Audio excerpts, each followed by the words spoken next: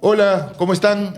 Muchísimas gracias por estar viendo este primer episodio de la nueva temporada de Mal de Ojo. Estamos retomando después de mes y medio aproximadamente de vacaciones. Pero acá estamos con las energías recargadas y listo para hablar de algunas películas que han estado en cartelera y algunos temas, ¿no?, que están un poco dentro de lo que es la coyuntura actual del cine. Como Marty Supremo, como La Única Opción, como Sirat, Valor Sentimental. Para también hablar un poco de cine peruano a partir de Uyari y de los estrenos que han habido el año 2025. Entonces, nada, es un poco el menú del día de hoy. Ricardo, ¿cómo estás? ¿Qué tal? A ver, Marty Supremo. Viendo Marty Supremo yo pensaba en otras películas. Siempre ocurre eso, ¿no? En que una película te remite a otra. Y no solamente por el asunto, sino también por la presencia de los actores, ¿no? Y aquí, claro, esta película es una especie de plataforma de lanzamiento de prestigio de Timothée Chalamet, ¿no? Y digo que esta plataforma de lanzamiento no porque él no sea conocido, es suficientemente conocido, ¿no? Por Duna, en fin, por otras películas. Por la película de Bob Dylan. Por la película Bob Dylan, también ha trabajado con Woody Allen, ¿no? Pero sí porque en esta película, a ver, se lo ve más exigido, ¿no? Más exigido en el sentido, a ver, histriónico, actoral o como quiera llamarse el término. Pero además porque la película, a ver, lo pone a él en el centro de una historia que, a ver, es típica del cine de los Estados Unidos, ¿no? Que es, a ver, el triunfo, el fracaso, la segunda oportunidad, ¿no? Que son asuntos que se han tratado tantísimas veces. Y yo pensaba en algunas películas como un clásico extraordinario, que es El Audaz de Robert Rosen, ¿no? Con Paul Newman. Y claro, y El Audaz te remite al mismo Paul Newman, pero con Tom Cruise en El Color del Dinero, que fue una especie de prolongación, ¿no? Muchos años después, pero una especie de prolongación de esa gran película, ¿no?, de Robert Rosen. Pero también pensaba en Rocky. Y en fin, en todas estas películas en las cuales hay esta idea y algunas otras más pequeñas, ¿no? Proyectar a un personaje que busca una identidad propia dentro de un panorama que generalmente es conflictivo y turbio. Y es interesante ver esto, ¿no? Porque, claro, cada película va imponiendo una diferencia. Paul Newman de fines de los años 50, comienzo de los 60, en el que era una estrella particular, tenía un carisma extraordinario y una postura, ¿no?, como pocos actores del cine americano de esa época. De pronto entra en esta película, aparece en esta película como El Audaz, y la derrota se convierte en un signo para él, ¿no? Es una película muy amarga, casi trágica, en que el actor se está cotejando con este mundo del billar y va descubriendo y va encontrando ahí lo que es una especie de ruta del Calvario, ¿no? Un Vía Crucis. Luego, claro, está El Color del Dinero, en el que la segunda oportunidad es la de Paul Newman, más que la de Tom Cruise, porque Tom Cruise es el chico exitoso y estrella que tiene una especie de destreza particular, ¿no?, que teatraliza sus acciones, su juego, ¿no? Y la segunda oportunidad de Paul Newman es mucho más densa, mucho más oscura ahí, ¿no? En el caso de Rocky es curioso, porque Rocky es el esfuerzo personal, ¿no? Si hay alguna secuencia emblemática de Rocky, son las secuencias de entrenamiento, ¿no?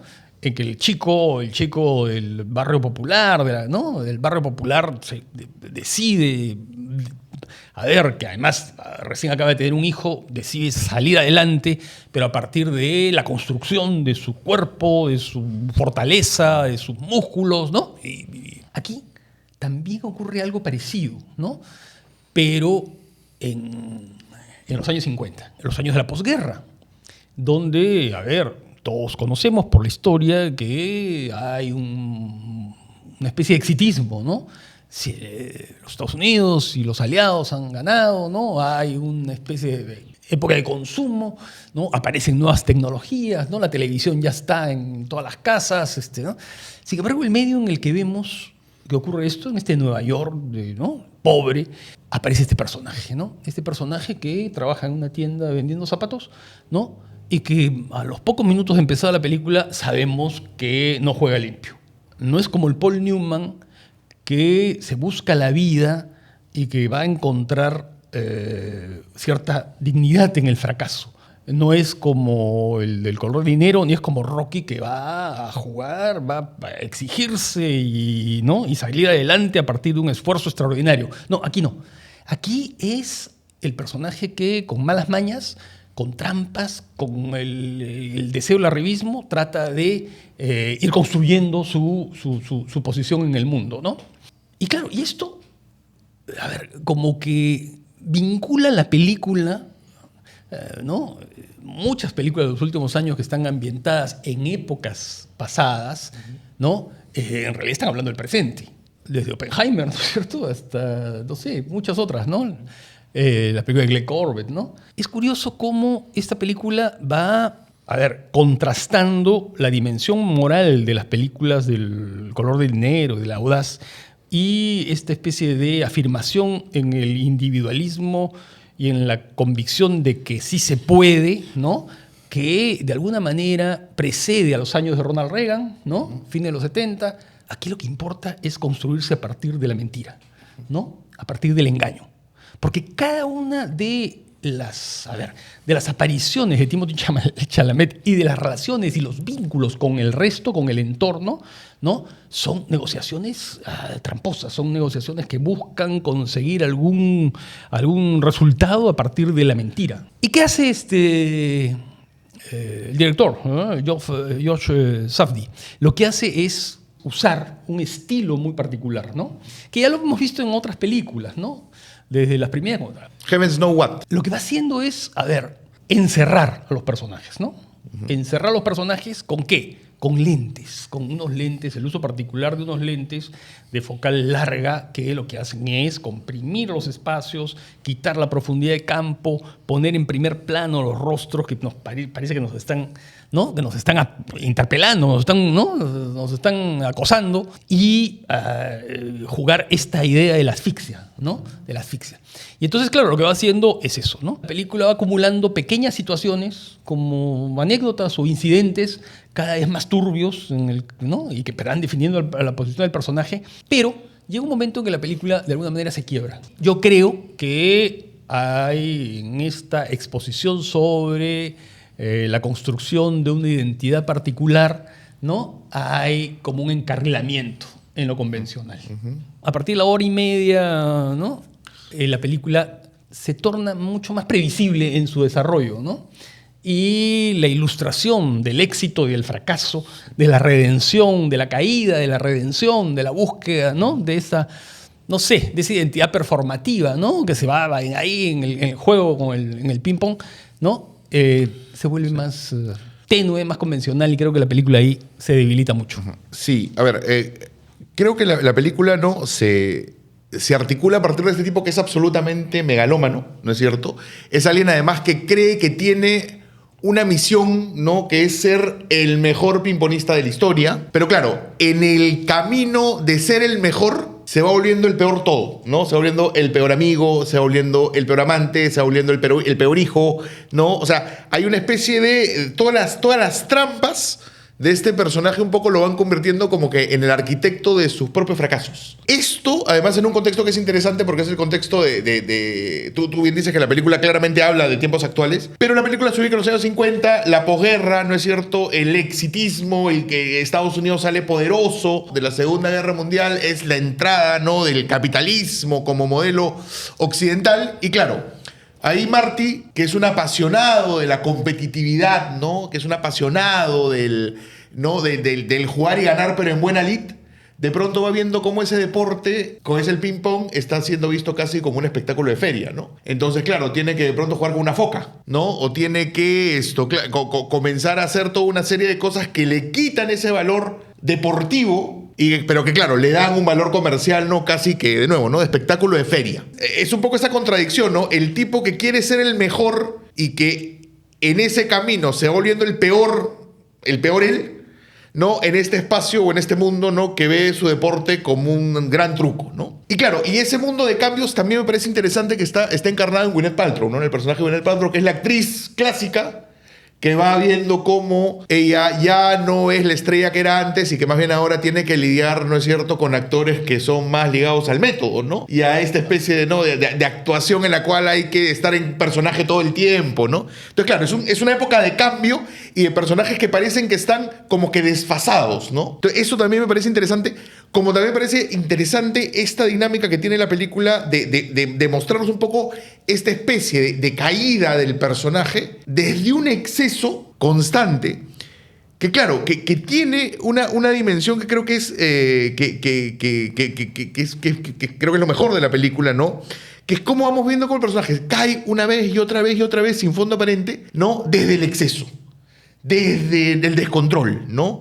Desde esta dinámica que tiene mucho de humor también, ¿no? Entonces, claro, hay un costado que es profundamente humorístico, pero por otro lado también profundamente perturbador, ¿no? Porque estás viendo un personaje todo el tiempo autosabotearse de una y otra forma, ¿no? Entonces creo que lo mejor de la película está justamente en esta dimensión de exceso que tiene algo de patético, mucho de humorístico, algo de sentirnos un poco al mismo tiempo atraídos y sentir rechazo por el personaje, ¿no? Entonces, esas ambivalencias me parece que son interesantes en la película. Estoy de acuerdo contigo en que creo que llega un momento en el cual todas las situaciones, o las situaciones que más o menos continúan y que siguen el desarrollo de la historia, tú vas sintiendo poco a poco vas sintiendo, ¿sabes qué? El truquito del guión, ¿no? El peso del guión, ¿no? Entonces, si en la primera parte hay situaciones que en este descontrol resultan totalmente orgánicas, mientras más la película corre, tú más sientes que la película va forzando, ¿no? Y va como que construyendo situaciones hechas para que pase algo malo o para que Marty se humille un poquito más. Y entonces ahí es donde ya le voy viendo un poquito las costuras a la película y eso hace que la película, sobre todo, claro, tú hablas de sí, efectivamente, ¿no? A partir de los últimos 45 minutos, ¿no? Tú sientes como que la película ya, ahí le vas viendo un poquito de qué está hecha, ¿no? Y el peso es la costura. Guión, así es, le ve la costura y eso hace que creo que la película no sea lo satisfactoria que podría haber sido, ¿no? La película va planteando esta lucha o este conflicto, digamos, entre lo tradicional y lo moderno en varias capas, en varios niveles, ¿no? Por un lado, él es un auténtico apasionado del deporte, es un personaje que ahí se juega por el deporte y hay un lado que es bien importante en eso. Y que es capaz de reconocer si pierde de que perdió en Monalith. Ah, sí, que perdió en Monalith, ¿no? Pero sin embargo, está encontrando en la presencia de las corporaciones, ¿no? Y que las corporaciones le piden tratos que son casi humillantes, ¿no? Que son casi humillantes, ¿no? Decir, echarse en un juego, ¿no? Y ese tipo de cosas, ¿no? Es un mundo en el cual las corporaciones y los personajes que encarnan esas corporaciones de alguna manera tienen el dominio y que no les importa un pito, ¿no es cierto? La verdad o la transparencia. Además, ¿no? ni siquiera les importa la competencia, ¿no? No, claro. Les importa el espectáculo, claro. Sí, les importa el espectáculo. Sí, claro, el espectáculo. Luego está eso que tú has dicho, ¿no? Es la vieja actriz, no vieja, porque en realidad no es una anciana, es la actriz que ha tenido un retiro vinculado también con lo corporativo, que comienza y que se enfrenta con un actor que tiene otras técnicas, otros trucos, ¿no? Y creo que eso es interesante. Eso es interesante porque ya ahí sí podríamos hablar de la figura de Chalamet, ¿no? Porque no es el mismo Chalamet de Duna, ¿no? No es el mismo Chalamet de Woody Allen, no es el chico dulce, ¿no? De gesto romántico, ni el de la película de Guadagnino, ¿no? Así es. Aquí ni la melancolía de Bob Dylan, ¿no? No, ni la melancolía de Bob Dylan, ¿no? Aquí es un personaje que está todo el tiempo en una suerte de situación fronteriza entre eso que él es o su gesto, con esos bigotes y con esos anteojos que le dan una pinta de un oficinista apacible y tranquilo, y toda esa especie de corporalidad y de nerviosismo que está encarnado en toda esa especie de ritmo de bala que tiene toda la primera parte de la película, ¿no? Ahí están las técnicas de los actores de ese momento, que eran los que salían a encarnar no las certezas de la preguerra, ¿no? Sino la neurosis de la posguerra. La puesta en escena misma está siempre conflictuada, ¿no? Entre aquello que podría ser mucho más clásico y aquello que se entiende como moderno, ¿no? Pero aquí de una manera invertida, ¿no? Porque toda la primera parte hace recordar un poco a los cineastas del nerviosismo, ¿no? A los neoyorquinos del nerviosismo. Cassavetes, John Cassavetes, por ejemplo, ¿no? Los rostros, ¿no? Sí. La intensidad, las correrías de un lado a otro, qué sé yo. Pero toda la segunda parte, ¿no? La cámara se aleja. La cámara se aleja no solamente para mostrar el juego, ¿no? Sino para muchas otras cosas, para mostrar un poco el panorama, el paisaje del Japón o las escenografías vinculadas con este mundo mucho más abierto, ¿no? Y que son creo que son la etapa menos interesante de la película, ¿no? Vamos con la única opción de Park Chan-wook. Park Chan-wook, sí, que tienen vinculación, ¿no? Sí, tienen que ver, claro, porque los dos son personajes desesperados de alguna manera. Lo que pasa es que la desesperación tiene otras raíces y otra naturaleza. En el caso de la película de Park Chan-wook, claro, los dos de alguna manera están enfrentados al sistema, ¿no? Pero, claro, en un caso es la obsesión por integrarse, ¿no? Y ser alguien en ese sistema, y en el otro caso es sentirse disminuido, rechazado, no comprendido, ¿no? Y entonces lo que toca es enfrentarse a eso, ¿no? A ver, Park Chan-wook se lo conoce sobre todo por sus películas de venganza, ¿no? Simpatía por el señor Venganza, claro. Claro, All Boy. Y All Boy, ¿no? Y sin embargo aquí, sí, si tú quieres, hay una venganza, pero sobre todo llena de matices, ¿no? Porque en realidad en las otras, claro, la venganza está dirigida a determinada persona. Así es. Pero en cambio aquí hay una venganza que quiere expresarse contra esta deshumanización de este postcapitalismo, ¿no? Que prescinde de los trabajadores, que, en fin, que hace lo que quiere con ellos. Pero los enemigos no son los jefes, No, el enemigo es mi competidor, ¿no? Está en tan crisis, ¿no? En un momento de crisis tan profunda como yo. Así es, ¿no? Es mi semejante, así ¿no? Es mi semejante, es mi próximo, mi prójimo. Y ahí la película creo que tiene también dos partes, ¿no? Y creo que también está como dividida en dos partes. Hay una primera parte que es claramente satírica y que está jugando un poco a la crítica burlona, excesiva, grotesca. Y con el mensaje, ¿no? Muy subrayado, ¿no? Y en la segunda parte, cuando ya empieza el enfrentamiento con, entre comillas, los rivales, ¿no? Con los competidores, ¿no? Creo que la película mejora. A mí me parece mucho más interesante esa segunda parte, porque creo que ahí está un poco lo que Park Chan-wook puede dar con más, ¿no? Que es la oscuridad. Comenzar a exacerbar determinados actos, gestos, situaciones, ¿no? Y llevarlas a un extremo que, se junta lo ridículo con lo grotesco, ¿no? Así es. Ese momento muy bueno, en fin, no quiero hablar mucho, pero hay un momento... Donde hay un momento importante con música. Con ¿no? música, nada más, digamos eso, ¿no? Sí. Que es lo más interesante. Sí, no, de acuerdo contigo, ¿no? Creo que la película, los mejores momentos es cuando Park Chan-wook encarna en ese costado morboso, ¿no? En ese costado violento, en ese costado... Además violento no solamente en la acción, sino también en cómo los propios personajes o el propio personaje principal no va dándose cuenta de lo que hace, ¿no? Se va adquiriendo cierto nivel de conciencia de lo que está haciendo, igual va, ¿no? Creo que en esos momentos la película sabe encarnar desde la violencia, desde ese costado morboso, ¿no? Un poco lo que en la primera parte se queda más bien en el concepto, ¿no? En un concepto, claro, como tú dices, es más satírico, ¿no? Pero claro, tú sientes que esta idea, ¿no? De la crítica al postcapitalismo, esta crítica a la competencia desatada, esta crítica, ¿no es cierto?, al maltrato de los trabajadores, se queda un poco en el tintero en la primera parte. Se queda como una cosa un poco muy evidenciada, muy subrayada, ¿no? Sí. En la segunda parte, cuando ya las acciones se imponen y cuando las acciones terribles, ¿no? Grotescas y al mismo tiempo divertidas, ¿no?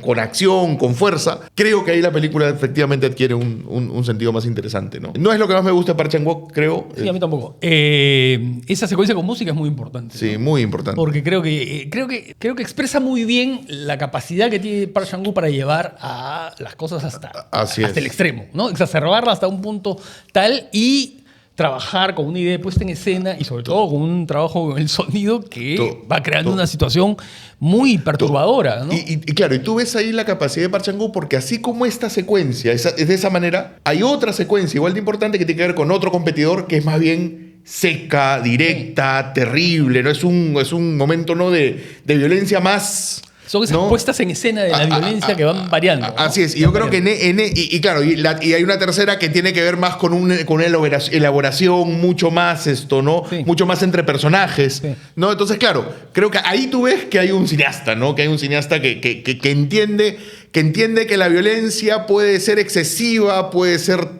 también muy directa, muy seca, puede ser un proceso, ¿no? Eso creo que es bien interesante en la película. Y una cosa que nos habíamos olvidado de decir respecto a Marte Supremo, ¿no? Y ya que hablando de una secuencia con música, es como en Marte Supremo, ¿no? Ese vínculo o ese anclaje con el presente, Sí. o con la intemporalidad, está dado también por el uso de una banda musical, de una banda sonora, que no necesariamente Así corresponde es. a los años 50, sino que, ¿no? De acuerdo. Son de los años 80, en fin, ¿no? Eso es interesante, ¿no? Otra película que se ha estrenado es Sirat, de Oliver Lashy. Sí, sí. A ver, Sirat es una película polémica. Nominada al Oscar a Mejor Película de habla no inglesa. Y creo que también sonido, A ¿no? Mejor Película Internacional. Sí. Creo que sí. Sonido, ¿no? Y bueno, y ahí yo creo que el sonido es absolutamente claro. fundamental y notable. Sí, sí. Y qué curioso que dos películas españolas tengan, ¿no?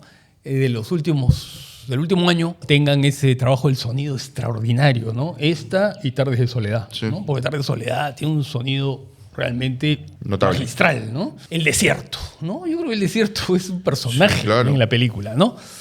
Y el desierto, a ver, vamos a remitirnos a otras miradas del desierto. Uno piensa inmediatamente en David Lean, en Lawrence de Arabia, ¿no? El desierto como una suerte de lugar donde este personaje, que es central en la película, quiere convertirse en otro. Y la arena del desierto, de alguna manera, se va adhiriendo a él, ¿no? Conforme él va fantaseando, de alguna manera, ¿no? El ser distinto, ¿no? El vestirse de una manera distinta, vestirse como aquellos que viven en el desierto y entrar en su lógica. Pues una lógica imperialista, ¿no? En el caso de Lawrence de Arabia, pero bueno, entrar en tratar de entender esa cultura, ¿no? Está también el desierto, el desierto existencial, ¿no? Zabriskie Point, El pasajero, las películas de Antonioni, ¿no?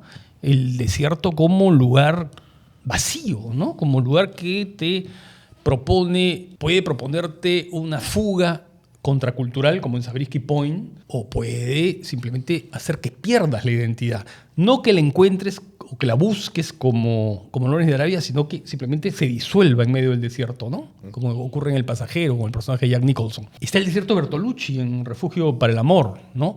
En que, claro, ahí el desierto tiene las formas sensuales, ¿no? Y hay toda esa explosión de erotismo, ¿no? Es el cielo protector, ¿no? Pero es también un paisaje que convoca el deseo, ¿no? Y también el riesgo, ¿no? ¿Y sabes qué cosa? Hay una película de Scorsese, ¿no? Que es La última tentación de Cristo, ¿no? En la que, es bien interesante esa secuencia en la que Cristo está, ¿no? Frente al desierto, ¿no? La tentación y un poco el convencimiento de ser, digamos, el elegido en el desierto. Aquí el desierto, es un territorio por conocer, es un territorio por descubrir, es un territorio de búsqueda, es un padre que está buscando a su hija, es un padre que va a tener una pérdida extraordinaria, ¿no? Es un padre que en medio del desierto va a conocer y a descubrir a un grupo de gente, a una comunidad, ¿no? Que está sintiendo determinadas emociones, sensaciones, deseos, pero sobre todo se está comunicando con otros que tienen orígenes muy distintos y modos de vida muy distintos y qué sé yo, ¿no? Que son ajenos entre ellos, pero que están unidos por esta especie de trance místico, ¿no? Que es el rave. Y es otra película dividida, ¿no? Es bien curioso porque en el cine contemporáneo hay muchas películas que se dividen, ¿no? En dos partes, ¿no? Sí. A veces como efecto y a veces como propuesta y como programa, ¿no? Como las películas de Chatón está cool, como tantas otras que están divididas en dos partes. Las películas de Kubrick, ¿no? Que muchas veces también están divididas. Y acá hay ese paso, ¿no? Ese paso de, encontramos en el desierto, ¿no? Una comunidad solidaria, ¿no? Que además es como una especie de reducto, ¿no? Una especie de reducto que está alejado de las cosas terribles que están pasando en el mundo, ¿no? Porque la película se está insinuando de que hay una lucha. Además, la película ha sido filmada, y eso es motivo de polémica, ¿no? Ha sido filmada en el Sáhara Occidental, ¿no? Entonces, he leído por ahí que hay una serie de problemas por eso, ¿no? Hay mucha crítica a esa situación, ¿no? Pero esa comunidad que está aislada, ¿cómo se va a disgregar, ¿no? ¿A dónde nos conduce esta idea del aislamiento, pero a la vez del encuentro, ¿no? Y eso va llevando la película a un giro muy particular que, a diferencia de Marte Supremo, en la que la película se encarrila en lo más o menos convencional, ¿no? Aquí no. Aquí, digamos, incorpora elementos de género, ¿no? La tensión, el suspenso, el qué va a pasar, cuál es el próximo paso, quién va a ser, ¿no es cierto?, el elegido por la desgracia, ¿no? Sí. Pero lo hace con una potencia dramática y un poder narrativo particular, ¿no? De todas las cosas que ha hecho el desierto, creo que el desierto en la película es una amenaza, ¿no? O sea, hay una dimensión de amenaza constante en la película, que claro, es un recorrido, ¿no es cierto? Es el recorrido de este padre, ¿no? Que está buscando a su hija y que, claro, lo hace junto con un grupo de ravers, ¿no? Y claro, pero todo el tiempo tú sientes por esta presencia del desierto que se ve en el ruido del viento, en la fisicalidad de la arena, en el sudor, en el cansancio, en los carros maltrechos, ¿no? Tú sientes todo el tiempo que algo terrible puede pasar en cualquier momento, que el desierto en cualquier momento puede atacar. Y claro, yo creo que la película construye su fuerza desde esta sensación de constante amenaza que viven estos personajes. Otra cosa que creo que en la película me parece muy interesante es cómo construye a este grupo de ravers, ¿no? Que claro, que ¿sabes qué? Casi que parecen un poco tipos absolutamente marginales, ¿no? Además, incluso esa marginalidad se ve no solamente en sus peinados, en sus looks, se ve en que aparecen personajes salidos de la guerra, ¿no? Sin brazos, sin piernas. Hay una especie de hermandad de freaks, ¿no? En estos ravers que encuentran un poco una especie de alianza a partir de la música, y de una música que como ellos dicen, no está hecha para escucharla, está hecha para bailarla, ¿no es cierto? Y para sentirla de modo visceral. Así, ¿no? Es, ¿no? Entonces, claro, y en esta hermandad, una cosa muy potente, pues una hermandad de outcasts, ¿no? Una hermandad de rechazados, ¿no? Que eso me parece que es muy, muy potente en la película. Es verdad que en la película hay un giro, ¿no? Que ocupa la última parte de la película, que a mí no me convence tanto. Claro, lo que pasa es que el desierto nunca deja de ser amenaza, ¿no? Todo el tiempo, y eso mantiene la fuerza, ¿no? Pero es verdad que siento que la película quizá en algún momento antes de la última parte, como que se deja un poco, o se mete mucho en las consecuencias de un hecho fuertísimo, ¿no? Y ese costado más de aventura, que creo que en la primera parte era lo más logrado y lo que más me interesaba, se pierde un poco. Claro, en la parte final la cosa regresa con mucha fuerza, ¿no? Lo que pasa es que la aventura cambia de signo, sí, ¿no? Porque la aventura primera es la aventura de un padre que busca a su hija desesperadamente, ¿no? Y que se encuentra con este mundo que no conoce, que es un mundo ritual, que es un mundo, entre comillas, primitivo, ¿no? Pero el segundo es la típica película de aventuras, ¿no? Es la típica película en la cual un grupo de gente no sabe si el siguiente paso que va a dar puede ser el final, ahora, el último. He leído que mucha gente acusa a Sirat de ser una película, miserabilista y un poco dentro del cielo y la crueldad, y ahí sí yo no estoy de acuerdo. Yo tampoco estoy de acuerdo. Yo no estoy de acuerdo. No creo que la película yo te diría que más bien la película todo el tiempo tiene una dimensión de contención, incluso en el momento de tratar digamos, las situaciones más terribles, ¿no? Y creo que es una película que más bien entiende que la aventura se construye haciendo del espacio un personaje, ¿no? Y creo que eso todo el tiempo te tiene una tensión muy poderosa, ¿no? No, y claro, y además las películas estas de la crueldad son aquellas películas que son crueles con sus personajes. Así es, y que se regodean, ¿no es cierto?, con hacer pasar mal Exactamente, ¿no? Y entonces, claro, de alguna manera te exhiben a estos personajes para que tú los veas, así es, ¿no? En sus tropiezos y en sus caídas. Ser lo peor posible. Aquí no. Al contrario, no hay una visión muy humana de todos. Absolutamente solidaria. Sí, ¿no? Totalmente. De todos. Tal vez el único factor negativo que hay en la película sean estos personajes militarizados, ¿no? Que me parecen en Así algún es. momento, pero bueno, eso es parte de un contexto que se da, que nunca se desarrolla además, ¿no? No. Porque claro, la película no está dando cuenta de una situación social, no está hablando de los problemas del pueblo saharaui, No. Está creando una suerte de película en la cual hay una dimensión casi mística, ¿no? Sí. Un personaje como, dicho de paso, Sergi López, el actor, Sí. que hace de padre, es notable. Formidable. ¿No? Un personaje que llega con toda la racionalidad occidental, se encuentra con esto, ¿no? Claro. Con esta gente que además se ha reunido en un lugar, en Marruecos, ¿no? Y que además está perseguido. Van cambiando de lugar, tienen que cambiar de lugar para no ser, ¿no? Sí.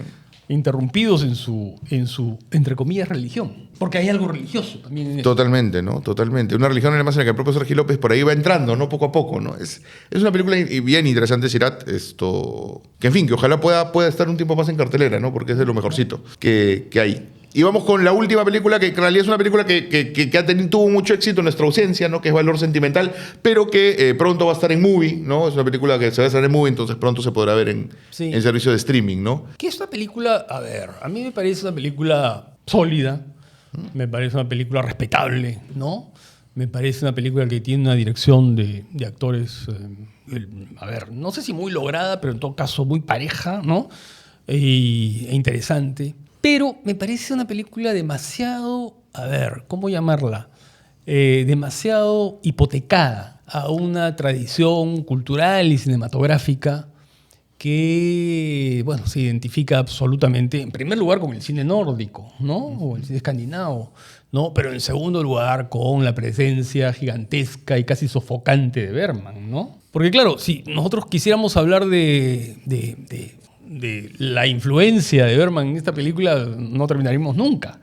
Está la idea del artista egoísta, digamos, que ha supeditado su vida privada y su vida familiar y la relación con su gente más próxima digamos, a su propio ego, ¿no? Y a su trabajo.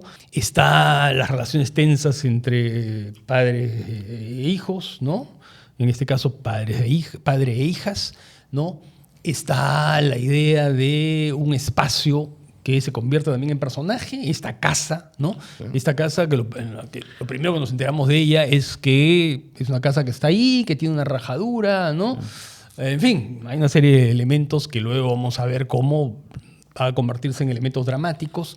Está la idea de el personaje y su doble, o aquello que parece que es el doble, ¿no? ¿No? La hija y la actriz americana que llega, ¿no? Está la idea de las identidades que en algún determinado momento se comienzan a fusionar, ¿no? Está la idea de lo metafílmico, ¿no?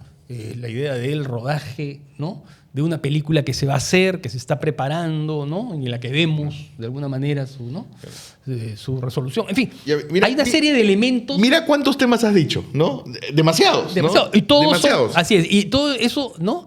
Son herencias de un cineasta como Bergman, sí, ¿no? Sí, y creo que la película se acomoda. Ahora, la presencia de Bergman es demasiado poderosa.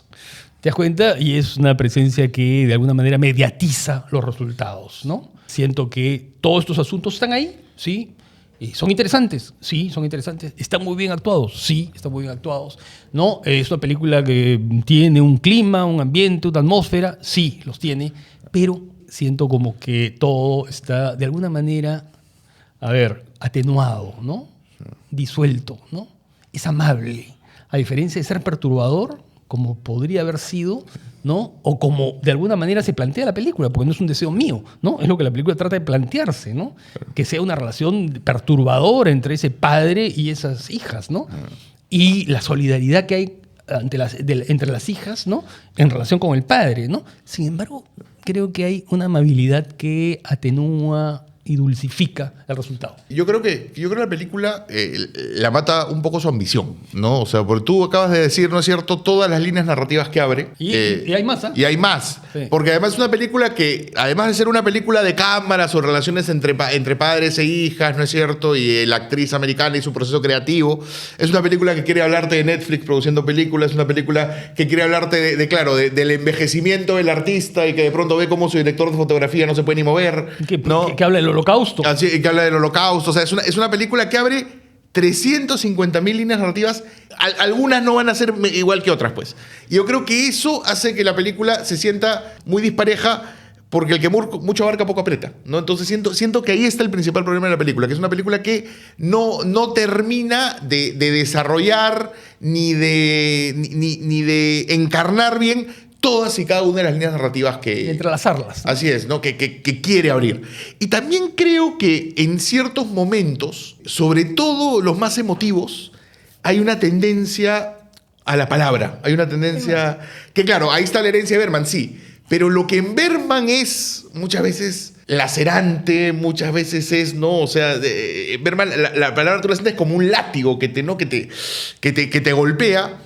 Acá por momentos yo lo sentía más explicativo. Acá ese es el defecto principal, creo, de la película, ¿no? Sí, el ser es especialmente explicativa. La secuencia en la que una de las hermanas va a buscar los diarios, los periódicos, ¿no? Sí. ¿No? Claro, ahí está abriendo una línea, Sí, ¿no? sí, porque sí. lo que encuentra es terrible, pero está ahí porque es una secuencia como que se queda desgajada porque lo que busca es dar una explicación de algo Así que es. pasó con un familiar, pero simplemente es eso, ¿no? Claro. Entonces, claro, ya, esto explica cierta conducta, ¿cierto? ¿No? Entonces, claro, la película así pues peca de eso, ¿no? Claro. Ahora, tengo que reconocer que la película tiene un gran chiste, que es este momento en el cual el abuelo le regala a su nieto irreversible y la Sí, profesora sí, de piano, sí. ¿no? Ya, ese momento, esa se la doy a Trier. Sí. Ese momento se lo doy a Trier, ¿no? Es un Sí, sí. gran chiste, ¿no? Claro, se burla un poco de eso, Así es, de así es. la crueldad, de lo que hablábamos. Así es, ¿no? se burla de la crueldad, Se burla de- efectivamente. ¿No? Porque además le dice, con esta película vas a entender a las mujeres, ¿no? Una cosa Una cosa así terrible. terrible, sí. ¿No? El comportamiento de las El mujeres. comportamiento de las mujeres, sí. El momento que le da a la profesora de piano. profesora de piano, sí. Terrible, sí. Es un comentario como para... Claro. ¿no? Pero muy del personaje, no muy del... Claro, este personaje que es Claro. provocador, ¿no? Así es. Insoportable, ¿no? Sí. Y claro, es como los personajes masculinos, muchos personajes masculinos de Bergman, ¿no? Sí, Que son así personajes odiosos ¿no? Y brutales. Y que en Bergman no necesariamente se redimen, ¿no? No necesariamente. No, para nada. Son así, son como son. Así es. Vamos a ver un poco de cine peruano. Ah, sí, claro. Este momento ha sido, digamos, este verano ha sido importante, se ha estrenado mucho cine peruano, ¿no? Pero particularmente creo que probablemente el tema haya sido lo de la película Ullarí de Javier Corcuera, ¿no? Sí, tal vez, que es una película, que es una película que tiene la conexión con la actualidad, ¿no? Con la conexión con los debates sociales, con una realidad terrible que ocurrió hace ya 2 años, ¿no? 3 años. Más, 3 años. 3 años. Y creo que esa dimensión, si tú quieres, informativa y esa suerte de explicación sobre una realidad histórica en el curso es su mérito, ¿no? Sin embargo, yo encuentro en esta película algo que siempre, echo de menos en los documentales de Corcuera, ¿no? Que es una mayor amplitud reflexiva, ¿no? Yo entiendo que la urgencia por presentar situaciones, ¿no? Que son quemantes y de actualidad y por decir una palabra que sea discordante en algunos casos, ¿no? Eso me parece que puede ser un mérito, y es un mérito, sin duda, ¿no? Pero yo siento que a veces se sacrifica la capacidad reflexiva, ¿no? El desarrollo expresivo del documental, ¿no? A partir de eso, ¿no? Ahora, lo interesante es, claro, que se haya exhibido con muchas dificultades. Con ¿no? muchas dificultades. Con muchas dificultades, cosa que le pasa a muchísimas películas peruanas también. Sí, ¿no? pero es verdad que esta ha sido particularmente porque además entiendo que había un acuerdo, ¿no? Y que ese Claro, acuerdo que no se cumplió, No ¿no? se cumplió, ¿no? No se cumplió. Entonces, claro, eso es terrible, ¿no? Eso es terrible. Y además, ¿qué pasa? Que eso te demuestra algo que, digamos, leí algunos argumentos cuando pasó esto de acá, fue la primera semana de enero, ¿no? En el que, claro, ¿no? Eso te demuestra que muchas veces los argumentos para mantener una película en cartelera no son económicos. Porque claramente esta es una película que comenzó a partir de la discusión tener salas, pero hay un cine en particular que no lo estrenó en Lima, ¿no? Claro. Entonces Se mueven otros factores ahí, ¿no? Así es, pero claro, pero esa es la prueba de que muchas veces las películas peruanas que intentan llegar a la cartelera o llegan y se mantienen, pues muchas veces son retiradas o no llegan a la cartelera por factores que no necesariamente son exclusivamente económicos, como se suele decir, ¿no? Muchas veces entran otros factores que hacen que el juego muchas veces sea más imprevisible para las películas peruanas de lo que debería ser, ¿no? Y creo que es una situación Ahora, que ojalá pueda cambiar. Hay que remitirse a una cosa que es interesante, ¿no? Que es el trabajo que hace Sin Encuentro. De ¿no? acuerdo, sí. El trabajo que hace Sin Encuentro todos los años, ¿no? Ya se convirtió en una, ¿no? En una cosa que hay que esperar cada año, a cada final de año, que es iba a decir un ranking, pero no es un ranking. No es un ranking. En realidad es un recuento, es ¿no? un recuento de todas las películas. De todas las películas estrenadas. Porque claro, el concepto de estreno que ellos manejan ahí para hacer este trabajo, ¿no? Es un concepto amplio, ¿no? No solamente son estrenos comerciales, ¿no? Que son exhibiciones en festivales, en salas paralelas, en fin, ¿no? O sea, proyecciones que se han dado por primera vez de una película, ¿no? Una película peruana. O de coproducciones, ¿no? No solamente íntegramente, ni siquiera, o sea, o películas que han recibido apoyo del Estado, otras que no, que se han hecho de un modo absolutamente autogestionario, ¿no? Es bien interesante eso, ¿no? Y yo, bueno, por supuesto, le digo a los que nos están viendo, al público que nos está viendo, ¿no? A los seguidores de Mal de Ojo que revisen, ¿no? Que revisen la publicación hecha en la página de Sin Encuentro, este trabajo, ¿no?